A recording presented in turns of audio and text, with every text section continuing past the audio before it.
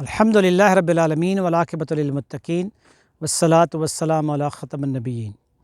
Dear listeners and viewers, Assalamu Alaikum wa rahmatullahi wa barakatuh. Today we will discuss the fourth ayah of Al-Fatiha, which is Iyyaka na'budu wa Iyyaka nasta'een. The meaning of this ayah is that you alone we all worship and you alone we seek help from. So basically, in this ayah we are making a contract, we are making a treaty, we are making a promise with Allah subhanahu wa ta'ala that, oh Allah, we will only worship you and we will only seek help from you at all the occasions. So now let's explore these words a little bit more. What is the meaning of ibadah, abd? So this word is from abd. Abd means the slave. So ibadah consists of three things. Number one is that when we look at somebody, his greatness and his power and authority, and our heart is bowed down and is filled with his love and passion and with his power and authority. So this is the first kind of ibadah, so which is in the heart, inside of our heart. This khushu or taqwa is kind of a condition which is in the heart because of the power and authority and greatness and the qualities of someone, which is Allah subhanahu wa ta'ala.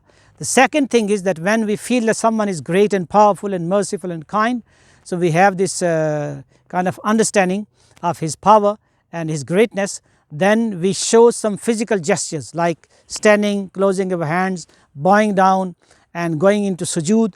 That is the ibadah, which is the manasik or the rituals of ibadah. And the third kind of ibadah is obeying the commands, following the commands.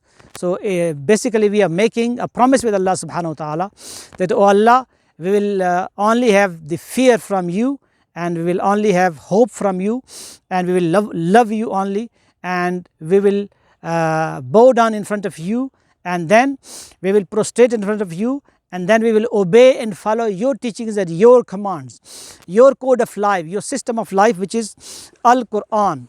This Al-Qur'an is the constitution, the code of Allah subhanahu wa ta'ala, which is given to us. So when we say Iyyaka na'budu, oh Allah, we will only worship you, means we will live by this book, we will live according to the teachings of the Qur'an.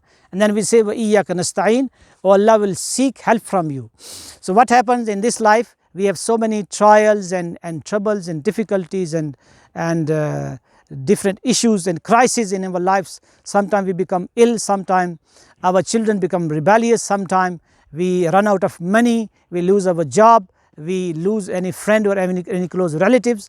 So whatever disaster comes, so we will only turn towards Allah subhanahu wa ta'ala for help and support, because Allah subhanahu wa ta'ala says, وَنَحْنُ أَقْرَبُ إِلَيْهِ مِنْ حَبْلِ الْوَرِيدِ in Surah Qaf. Allah subhanahu wa ta'ala says, I am closer than your jugular vein. So Iyyaka na'budu wa Iyyaka nasta'een, basically it summarizes the entire deen, because Prophet ﷺ said, ad-du'a huwa al-ibadah, dua is the worship, and then he said ad-du'a mukhal ibadah, dua is the essence of ibadah.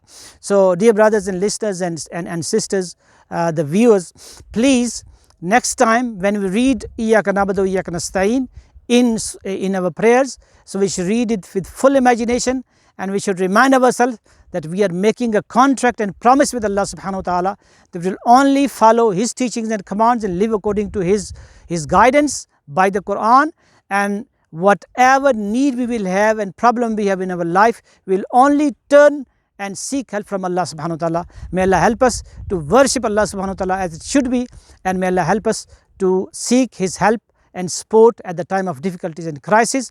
Jazakumullahu khairan. Assalamu alaikum wa rahmatullahi wa barakatuh.